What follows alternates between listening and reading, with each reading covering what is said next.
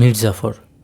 ইতিহাসের পাতায় এই নামটা বিশ্বাসঘাতক হিসাবেই লেখা আছে, কিন্তু সত্যিকারের বিশ্বাসঘাতক কি শুধু সেই ছিল?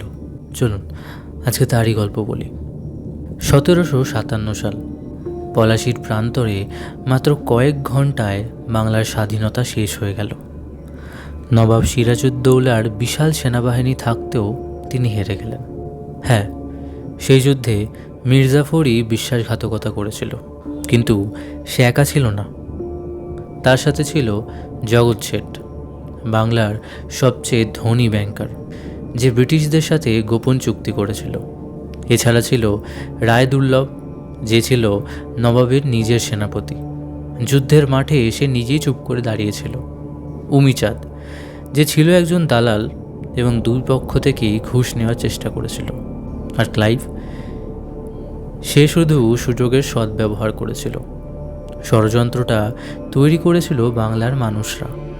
পলাশীর পরাজয় শুধু একটা যুদ্ধের পরাজয় ছিল না, এটা ছিল বিশ্বাস, ঐক্য আর দেশপ্রেমের পরাজয়। মির্জাফর ইতিহাসে কুখ্যাত হয়েছে, কিন্তু তার সাথে যারা ছিল তাদেরকে মানুষ ভুলেই গেছে।